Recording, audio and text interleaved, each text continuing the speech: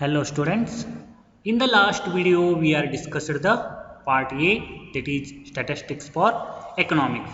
In this video we are discussed about the what is the Indian economic development. It means the part B, your part B section. It means the second book that is mainly represented to Indian economic development. ಅಂತಂದ್ರೆ ಕಳೆದ ಒಂದು ವಿಡಿಯೋದೊಳಗೆ ನಾವು ಏನು ನೋಡಿದ್ದೀವಿ ಅಂತಂದರೆ ಭಾರತದ ಅದು ಏನು ನೋಡಿದ್ದೀವಿ ಅಂತಂದರೆ ಅರ್ಥಶಾಸ್ತ್ರದಲ್ಲಿ ಸಂಖ್ಯಾಶಾಸ್ತ್ರ ಅನ್ನುವಂಥ ವಿಷಯವನ್ನು ನೋಡಿದ್ದೀವಿ. ಹಾಗಾದರೆ ಇದು ನಿಮ್ಮ ಎರಡನೆಯ ಪುಸ್ತಕ ಅಂದರೆ ಪಾರ್ಟ್ ಬಿ ಅಂತಾದರೂ ಹೇಳ್ಬೋದು ಅಥವಾ ಭಾಗ 2 ಅಂತಾದರೂ ಹೇಳ್ಬೋದು. ಅದು ಏನು ಭಾರತದ ಆರ್ಥಿಕ ಅಭಿವೃದ್ಧಿ ಅನ್ನುವಂಥದ್ದು ಐತಿ. ಹಾಗಾದರೆ so when we are observing the Indian economy or Indian economic development, that is mainly represented to what is the economic conditions in our India or what type of economic programs and economic condition we will be seen in our second part, Indian economic development. So here we are discussed about the what are the contents of your part B section. ಅಂತಂದರೆ ನಿಮ್ಮ part B section ಒಳಗೆ ಏನೇನು content ಅದಾವು ಅಂದರೆ ಯಾವ್ಯಾವ ಚಾಪ್ಟರ್ಗಳು ಅದಾವ ಅನ್ನುವಂಥದ್ದನ್ನು ನಾವಿಲ್ಲಿ ನೋಡ್ತಾ ಹೋಗೋಣ. So when we are observing the economics, it means Indian economic development, that is mainly represented to unit first mainly represented to the development policies and experience in 1947 to 1990. ಅಂತಂದರೆ ಇಲ್ಲಿ ನಮ್ಗೆ ಮೊದಲನೇ ಒಂದು ಯೂನಿಟ್ಟು ಏನನ್ನು ತೋರಿಸಿಕೊಡ್ತೈತಿ ಅಂತಂದರೆ ಅಭಿವೃದ್ಧಿ ನೀತಿಗಳು ಮತ್ತು ಅನುಭವ. ಅಂತಂದರೆ ಭಾರತದಲ್ಲಿ ಏನೆಲ್ಲ ಅಭಿವೃದ್ಧಿ ನೀತಿಗಳು ಅದಾವ ಮತ್ತು ಅನುಭವಗಳು ಆಗ್ಯಾವ ಎಲ್ಲಿಂದ 1947ರಿಂದ 1990ರವರೆಗಿನ ಒಂದು ಸಂಪೂರ್ಣ ಚಿತ್ರಣವನ್ನು ನಮಗೇನು ಕೊಡ್ತದ, ಈ ಒಂದು ಅಧ್ಯಾಯ ಕೊಡ್ತದೆ. ಅದರೊಳಗೆ ಫಸ್ಟ್ ಚಾಪ್ಟರ್ ಯಾವುದೈತಿ ಅಂತಂದರೆ the first chapter Indian economy on the eve of independence. Indian economy on the eve of independence ಅಂತಂದರೆ ಮೊದಲನೇ ಅಧ್ಯಾಯ ಯಾವುದು ಅಂತಂದರೆ ಸ್ವತಂತ್ರ ಪೂರ್ವದಲ್ಲಿ ಭಾರತದ ಆರ್ಥಿಕ ವ್ಯವಸ್ಥೆ. ಅಂತಂದರೆ ಭಾರತಕ್ಕೆ ಸ್ವತಂತ್ರ ಬಂದಾಗ ಅಥವಾ ಸ್ವತಂತ್ರ ಬರೋದಕ್ಕಿಂತ ಮುಂಚೆ ಏನಿತ್ತು ಅನ್ನುವಂಥದ್ದನ್ನು ನಾವು ಇಲ್ಲಿ ಅಧ್ಯಯನ ಮಾಡ್ತೀವಿ. So in this chapter mainly represented to the low level of economic development under the colonial rule. ಅಂತಂದರೆ ವಸಾಹತು ಆಳ್ವಿಕೆಯಲ್ಲಿ ಕೆಳಮಟ್ಟದ ಆರ್ಥಿಕ ಅಭಿವೃದ್ಧಿ. It means before the independence we are under in the British rule. What type of British rule control the Indian economy ಅಂತಂದರೆ 1947ಕ್ಕಿಂತ ಮುಂಚೆ ಅಂದರೆ ಸ್ವತಂತ್ರ ಬರೋದಕ್ಕಿಂತ ಮುಂಚೆ ನಾವೇನು ಮಾಡಿದ್ದೀವಿ, ಬ್ರಿಟಿಷರ ಒಂದು ಅಧೀನದೊಳಗಿದ್ದೀವಿ. ಅವರ ಅಧೀನದೊಳಗೆ ಇದ್ದಾಗ ಯಾವ ರೀತಿ ಭಾರತದ ಆರ್ಥಿಕತೆ ಇತ್ತು ಅನ್ನುವಂಥದ್ದನ್ನು ನಮಗೆ ಇಲ್ಲಿ ತೋರಿಸಿಕೊಡ್ತದೆ. And the second content agricultural sector. It means when we are observing the colonial rule what type of agricultural sector we will be seen in the first chapter. ಅಂತಂದರೆ ಈ ಒಂದು ಅವಧಿ ಒಳಗೆ ಕೃಷಿ ವಲಯದ ಪಾತ್ರ ಏನಾಗಿತ್ತು, what is the role of industrial sector, what is the role of foreign trade and what is the demographical condition in that period and what type of occupational structure we will be seeing in that period and what are the infrastructure and what are the developed infrastructure in the view of independent. ಅಂತಂದರೆ ಕೈಗಾರಿಕಾ ವಲಯದ ಪರಿಸ್ಥಿತಿ ಹೇಗಿತ್ತು, ವಿದೇಶಿ ವ್ಯಾಪಾರ ಯಾವ ರೀತಿ ಇತ್ತು, ಜನಸಂಖ್ಯಾ ಸ್ಥಿತಿಗತಿ ಯಾವ ರೀತಿ ಇತ್ತು, ಉದ್ಯೋಗದ ರಚನೆ ಹಾಗೂ ಮೂಲ ಸೌಕರ್ಯಗಳ ಪ್ರಮಾಣ ಮತ್ತು ಮೂಲ ಸೌಕರ್ಯಗಳು ಯಾವ ರೀತಿಯಾಗಿ ಇದ್ದವು ಅನ್ನುವಂಥದ್ದನ್ನು ಸಂಪೂರ್ಣವಾದಂಥ ಚಿತ್ರಣವನ್ನು ನಮಗೆ ಯಾವ್ದು ಕೊಡ್ತೈತಿ, ಫಸ್ಟ್ ಚಾಪ್ಟರು ತೋರಿಸಿಕೊಡ್ತೈತಿ ಅಂತ ನಾವು ಹೇಳ್ತೀವಿ. And the second lesson is chapter 2 Indian economy 1950 to 1990. ಅಂತಂದರೆ ಎರಡನೇ ಅಧ್ಯಾಯ ಯಾವುದೈತಿ ನಿಮಗಿಲ್ಲಿ, ಭಾರತದ ಆರ್ಥಿಕತೆ 1950ರಿಂದ 1990. 1950ರಿಂದ 1990. So in this chapter mainly represented to when we are adopting the economic policy and what type of economic policies are mainly determine the economic section and what are the goals of 5-year plans, what is the agricultural sector in that period, what is the industry and trades are developed the country economy and what is the trade policy and import substitution. These are the concepts of second chapter. ಅಂತಂದರೆ ನಾವು ಎರಡನೇ ಅಧ್ಯಾಯವನ್ನು ನೋಡಿದಾಗ ಭಾರತದ ಆರ್ಥಿಕತೆ 1950 ಮತ್ತು 1990ರ ದಶಕದೊಳಗೆ ಏನಾಗಿತ್ತು ಅಂತಂದರೆ ಭಾರತ ಪಂಚವಾರ್ಷಿಕ ಯೋಜನೆಗಳನ್ನು ಹಾಕಿಕೊಳ್ತದ. ಅವುಗಳ ಗುರಿಗಳು ಏನದಾವ, ಆ ಅವಧಿ ಒಳಗೆ ಕೃಷಿ ಏನಾಗಿತ್ತು, ಕೈಗಾರಿಕಾ ಮತ್ತು ವ್ಯಾಪಾರದ ನಡುವೆ ಏನಾಯಿತು, ವ್ಯಾಪಾರ ನೀತಿ ಮತ್ತು ಆಮದು ಬದಲೀಕರಣಗಳನ್ನು ಮಾಡಿಕೊಂಡ ನಂತರ ಭಾರತದ ಒಂದು ವ್ಯವಸ್ಥೆ ಏನಾಗಿದೆ ಅನ್ನುವಂಥ ಸಂಪೂರ್ಣ ಚಿತ್ರಣವನ್ನು ನಮಗೇನು ತೋರಿಸ್ತದ ಈ ಎರಡನೇ ಅಧ್ಯಾಯ ತೋರಿಸಿಕೊಡ್ತೈತಿ ಅಂತ ನಾವು ಹೇಳ್ತೀವಿ. And the unit 2, it means unit 2 mainly represented to economic reforms since 1991. Economic reforms since 1991 ಅಂದರೆ ಘಟಕ 2 ಚಾಪ್ಟರ್ 2 ಅಲ್ಲ, ಘಟಕ 2 ಅದರೊಳಗೆ ಏನೈತಿ ಅಂತಂದರೆ 1991ರ ನಂತರದ ಆರ್ಥಿಕ ಸುಧಾರಣೆ. It means the first 2 chapters are mainly represented to before the 1990 policy, what type of economic condition we will be seen in that period.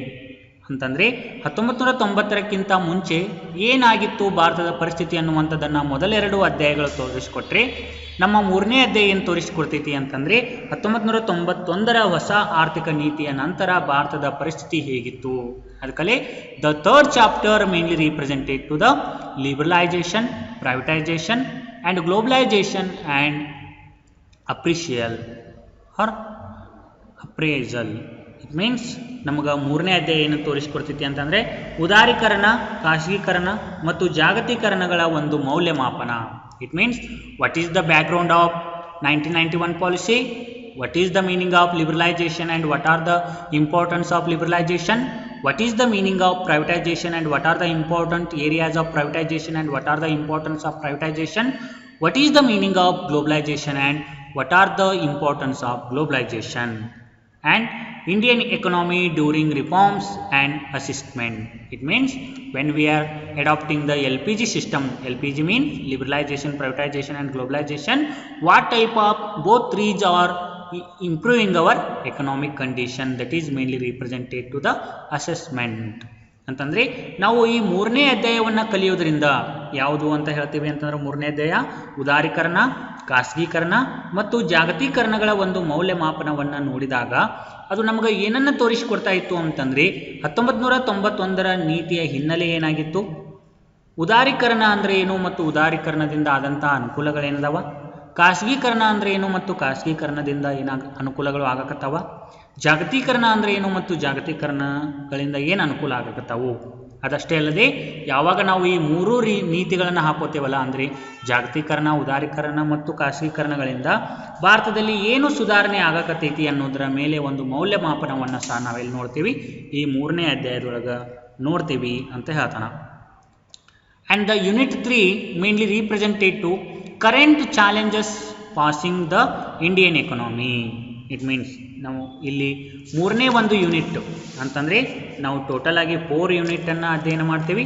ಅದರೊಳಗೆ ಮೂರನೇ ಯೂನಿಟ್ ನಮಗೇನು ತೋರಿಸ್ಕೊಡ್ತೈತಿ ಅಂತ ಹೇಳ್ತೀವಿ ಅಂತಂದರೆ ಭಾರತೀಯ ಅರ್ಥವ್ಯವಸ್ಥೆಯು ಪ್ರಸ್ತುತ ಎದುರಿಸುತ್ತಿರುವ ಸವಾಲುಗಳು. It means what are the challenges R faced in our country, ನಮ್ಮ ದೇಶದೊಳಗೆ ಆಗ್ತಕ್ಕಂಥ ಸವಾಲುಗಳನ್ನು ಹೇಗೆ ಎದುರಿಸಾಕತ್ತದ ಅಥವಾ ಏನೆಲ್ಲ ಸವಾಲುಗಳು ಬಂದು ಒದಗಾಕತ್ತವ ಅಂತಂದಾಗ the first one is poverty. ಅದರೊಳಗೆ ಮೊದಲನೇದು ಏನಾಗಿರ್ತೈತಿ, ಬಡತನ. ಅದಕ್ಕಲ್ಲಿ the fourth chapter mainly represented to what is the meaning of poverty, who are the poor peoples in who are the poor people identified, the number of poors in India, what causes poverty, it means what are the causes of poverty, policies and programs towards poverty alleviation programs, a critical assessment. It means when we are studied the poverty, that is mainly represented to what is the meaning of poverty, who are the poor and non-poor, how are poor people we will be identified, the whose are the, it means what type of, it means what number of poor peoples in our India, and what are the causes of poverty, and what are the policies and programs towards the poverty alleviation, and poverty alleviation programs a critical assessment. ಅಂತಂದರೆ ನಾವು ಬಡತನ ಅನ್ನುವಂಥ ಅಧ್ಯಾಯದೊಳಗೆ ಏನೆಲ್ಲ ಕಲಿತೀವಿ ಅಂತ ಹೇಳ್ತಾನ ಅಂತಂದರೆ ಬಡತನ ಅಂದರೆ ಏನು, ಬಡವರಂದರೆ ಯಾರು, ಬಡಜನರನ್ನು ಹೇಗೆ ಗುರುತಿಸ್ತೇವೆ, ಭಾರತದಲ್ಲಿ ಬಡವರ ಸಂಖ್ಯೆ ಎಷ್ಟಿದೆ, ಬಡತನಕ್ಕೆ ಏನೇನು ಕಾರಣಗಳು ಅದಾವ, ಬಡತನವನ್ನು ಉಪಶಮನಗೊಳಿಸುವ ನೀತಿಗಳು ಮತ್ತು ಕಾರ್ಯಕ್ರಮಗಳು ಯಾವುದವ, ಬಡತನವನ್ನು ಉಪಶಮನಗೊಳಿಸುವ ಕಾರ್ಯಕ್ರಮಗಳ ಒಂದು ವಿಮರ್ಶಾತ್ಮಕ ಮೌಲ್ಯಮಾಪನ. ಈ ಅಧ್ಯಾಯವನ್ನು ಕಲಿಯೋದ್ರಿಂದ ನಮಗೆ ಇಷ್ಟೆಲ್ಲ ಅಂಶಗಳು ಏನಾಗ್ತಾವ ಕಂಡು ಬರ್ತಾವು ಅಂತ ನಾವು ಹೇಳ್ತೀವಿ. And the next challenge is human capital formation in India ಅಂತಂದರೆ ಮುಂದಿನ ಒಂದು ನಾವು ಎದುರಿಸ್ತಕ್ಕಂಥ ಒಂದು ಸವಾಲು ಏನಂತಂದರೆ ಭಾರತದಲ್ಲಿ ಮಾನವ ಬಂಡವಾಳ ನಿರ್ಮಾಣ. So in this chapter we are studied the what is the meaning of human capital, what are the source of human capital and human development, human capital formation in India, great prospectus, education sector in India, future prospectus of our country economy. It means when we are studied the fourth chapter human capital and formation in India, that is mainly represented to what is the meaning of human capital, what are the sources of human capital and human development, difference between the human capital and human development, what is the human capital formation in India, the great prospectus, education sector in India and future prospectus of our country. ಅಂತಂದರೆ ಭಾರತದಲ್ಲಿ ಮಾನವ ಬಂಡವಾಳ ನಿರ್ಮಾಣ ಈ 5ನೇ ಅಧ್ಯಾಯ ನಮಗೆ ಏನು ತೋರಿಸ್ಕೊಡಾಗ್ತೈತಿ ಅಂತ ಹೇಳ್ತೀವಿ ಅಂತಂದರೆ ಭಾರತದಲ್ಲಿ ಮಾನವ ಬಂಡವಾಳ ನಿರ್ಮಾಣದ ಕುರಿತು ತೋರಿಸ್ಕೊಡ್ತೈತಿ. ಮಾನವ ಬಂಡವಾಳ ಎಂದರೇನು, ಮಾನವ ಬಂಡವಾಳದ ಮೂಲಗಳು ಯಾವುದವ, ಮಾನವ ಬಂಡವಾಳ ಮತ್ತು ಮಾನವ ಅಭಿವೃದ್ಧಿ ಅಂದರೆ ಏನು, ಭಾರತದಲ್ಲಿ ಮಾನವ ಬಂಡವಾಳ ನಿರ್ಮಾಣದ ಸ್ಥಿತಿಗತಿ ಏನೈತಿ, ಭಾರತದಲ್ಲಿ ಶಿಕ್ಷಣ ವಲಯ ಯಾವ ರೀತಿ ಐತಿ ಮತ್ತು ಭವಿಷ್ಯದ ನಿರೀಕ್ಷೆಗಳು ಏನದವ ಅನ್ನುವಂಥದ್ದನ್ನು ನಮಗೆ ಏನು ತೋರಿಸಿಕೊಡ್ತದ ಈ 5ನೇ ಅಧ್ಯಾಯ ತೋರಿಸಿಕೊಡ್ತೈತಿ ಅಂತ ನಾವು ಹೇಳ್ತೇವೆ. And the next challenges is rural development. It means the 6th chapter mainly represented to the rural development. So when we are studied the rural development, that is mainly represented to what is the meaning of rural development, credit and marketing in rural areas, agricultural market system, diversification into productive activities, sustainable development and organic farming. It means when we are studied the rural development, that is mainly represented to what is the meaning of rural development ಅಂತಂದರೆ ಗ್ರಾಮೀಣಾಭಿವೃದ್ಧಿ ಅಂದರೆ ಏನು, credit and marketing in rural areas, ಗ್ರಾಮೀಣ ಪ್ರದೇಶಗಳಲ್ಲಿ ಸಾಲ ಮತ್ತು ಮಾರುಕಟ್ಟೆ ವ್ಯವಸ್ಥೆ ಯಾವ ರೀತಿ ಐತಿ, ಅಗ್ರಿಕಲ್ಚರಲ್ ಮಾರ್ಕೆಟ್ ಸಿಸ್ಟಮ್, ಕೃಷಿ ಮಾರುಕಟ್ಟೆ ವ್ಯವಸ್ಥೆ ಹೇಗೈತಿ, ಡೈವರ್ಸಿಫಿಕೇಷನ್ ಇಂಟು ಪ್ರೊಡಕ್ಟಿವ್ ಆಕ್ಟಿವಿಟೀಸ್, ಉತ್ಪಾದನಾ ಚಟುವಟಿಕೆಗಳತ್ತ ವೈವಿಧ್ಯೀಕರಣ ಏನೈತಿ, sustainable development and organic farming, ಸುಸ್ಥಿರ ಅಭಿವೃದ್ಧಿ ಮತ್ತು ಸಾವಯವ ಬೇಸಾಯ ಅಂದರೆ ಏನು ಅಥವಾ ಯಾವ ರೀತಿ ನಡೆದುಕೊಂಡು ಹೊಂಟೈತಿ ಅನ್ನುವಂಥದ್ದನ್ನು ನಮಗೆ ಸಂಪೂರ್ಣವಾದಂಥ ಮಾಹಿತಿಯನ್ನು ಯಾವುದು ಕೊಡ್ತದ ಈ ರೂರಲ್ ಡೆವಲಪ್ಮೆಂಟ್ ಕೊಡ್ತೈತಿ ಅಂತ ಹೇಳ್ತೀವಿ. And the next challenge is employment growth, informalisation and other issues. Employment growth, informalisation and other issues ಅಂತಂದರೆ ಉದ್ಯೋಗ ಬೆಳವಣಿಗೆ, ಮಾಹಿತಿ ಮತ್ತು ಇತರ ಸಮಸ್ಯೆಗಳು. ಇದು ನಿಮ್ಮ 7ನೇ ಅಧ್ಯಾಯ ಆಗಿರ್ತೈತಿ. ಉದ್ಯೋಗ ಬೆಳವಣಿಗೆ, ಮಾಹಿತಿ ಮತ್ತು ಇತರ ಸಮಸ್ಯೆಗಳು. So in this chapter we are studied the workers and employment. Workers and employment, it means whose are the workers and whose are the employers, who is the working and who is the employment. It means what is the employment, participation of people in employment, self-employed and hired workers, employment in firms, factories and office, growth and changing structure of employment, informalization of Indian workforce, unemployment, government and employment generation. These are the main contents of employment, growth, informalisation and other issues. ಅಂತಂದರೆ ಉದ್ಯೋಗ ಬೆಳವಣಿಗೆ, ಮಾಹಿತಿ ಮತ್ತು ಇತರ ಸಮಸ್ಯೆಗಳು. ಉದ್ಯೋಗ ಬೆಳವಣಿಗೆ, ಮಾಹಿತಿ ಮತ್ತು ಇತರ ಸಮಸ್ಯೆಗಳಲ್ಲಿ ನಾವು ಏನೇನೆಲ್ಲ ಕಲಿತೀವಿ ಅಂತಂದರೆ ಶ್ರಮಿಕರು ಮತ್ತು ಉದ್ಯೋಗದಲ್ಲಿ ಜನರ ಭಾಗವಹಿಸುವಿಕೆ, ಸ್ವ ಉದ್ಯೋಗಿಗಳು ಮತ್ತು ಕೂಲಿ ಶ್ರಮಿಕರು, ಉದ್ಯಮಗಳು, ಕಾರ್ಖಾನೆಗಳು ಮತ್ತು ಕಚೇರಿಗಳಲ್ಲಿನ ಉದ್ಯೋಗ, ಬೆಳವಣಿಗೆ ಮತ್ತು ಬದಲಾಗುತ್ತಿರುವ ಉದ್ಯೋಗದ ರಚನೆ, ಭಾರತದ ಶ್ರಮಬಲದ ಅನೌಪಚಾರೀಕರಣ, ನಿರುದ್ಯೋಗ, ಸರ್ಕಾರ ಮತ್ತು ಉದ್ಯೋಗ ಸೃಷ್ಟಿ. ಈ ಎಲ್ಲ ಅಂಶಗಳನ್ನು ನಾವು ಎಲ್ಲಿ ಕಲಿತೀವಿ? 7ನೇ ಅಧ್ಯಾಯದೊಳಗೆ ಕಲಿತೀವಿ ಅಂತ ಹೇಳ್ತೀವಿ. And the next challenge is infrastructure ಅಂತಂದರೆ ಮುಂದಿನ ಒಂದು ಸವಾಲು ಏನಾಗಿರ್ತೈತಿ ಅಂತ ಹೇಳ್ತೀವಿ ಅಂತಂದರೆ ಮೂಲ ಸೌಕರ್ಯಗಳು, infrastructure. In infrastructure, we are studied the what is the meaning of infrastructure, relevance of infrastructure, the state of infrastructure in India, what is the meaning of energy and what are the sources of energy, what is the meaning of health and what are the sources of health. ಅಂತಂದರೆ ಈ ಮೂಲ ಸೌಕರ್ಯ ಅನ್ನುವಂಥ ಒಂದು ಅಧ್ಯಾಯ ನಮಗೆ ಏನು ಕಲಿಸಿಕೊಡ್ತೈತಿ ಅಂತ ಹೇಳ್ತಾನ ಅಂತಂದರೆ, ಮೂಲ ಸೌಕರ್ಯಗಳು ಅಂದ್ರೆ ಏನು, ಮೂಲ ಸೌಕರ್ಯದ ಮಹತ್ವ ಏನೈತಿ, ಭಾರತದಲ್ಲಿ ಮೂಲ ಸೌಕರ್ಯಗಳ ಸ್ಥಿತಿಗತಿ ಏನೈತಿ, ಇಂಧನ ಅಂದರೆ ಏನು ಮತ್ತು ಇಂಧನದ ವಿವಿಧ ಮೂಲಗಳು ಯಾವುದವ, ಆರೋಗ್ಯ ಅಂದರೆ ಏನು, ಆರೋಗ್ಯ ಸೌಕರ್ಯಗಳು ಅಥವಾ ಆರೋಗ್ಯದ ಮೂಲಗಳು ಯಾವುದವ ಅನ್ನುವಂಥದ್ದನ್ನು ಸಂಪೂರ್ಣವಾದಂಥ ಮಾಹಿತಿಯನ್ನು ಕೊಡ್ತೈತಿ ಅಂತ ಹೇಳ್ತೀವಿ. And the next chapter is environment and sustainable development. 9ನೇ ಅಧ್ಯಾಯ ನಿಮಗೆ ಏನು ತೋರಿಸ್ಕೊಡ್ತೈತಿ? ಪರಿಸರ ಮತ್ತು ಸುಸ್ಥಿರ ಅಭಿವೃದ್ಧಿ. So when we are studied the environment and sustainable development, that chapter mainly represented to the what is the meaning of environment, definition and functions of environment, state of India's environment, sustainable development, strategies for sustainable development. It means what is the meaning of environment, what are the definitions and functions of environment, state of Indian environment, it means what are the sources and what type of our environmental we will be seen in our country economy, what is the meaning of sustainable development and what are the strategies of sustainable development.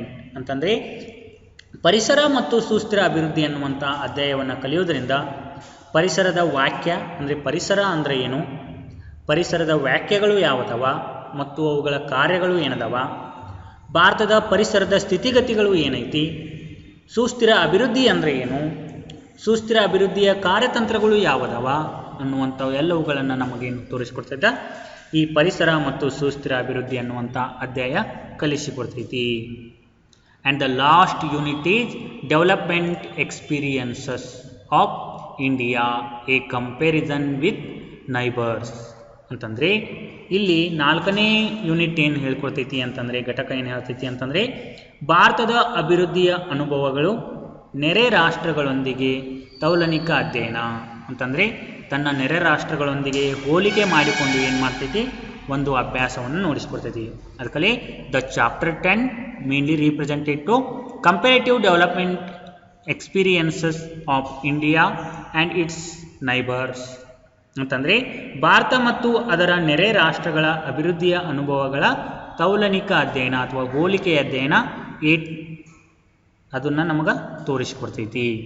ಅಂತಂದರೆ ಇದರೊಳಗೆ ಏನೇನು ಕಲಿತೀವಿ ಅಂತಂದರೆ development path, a snapshot views.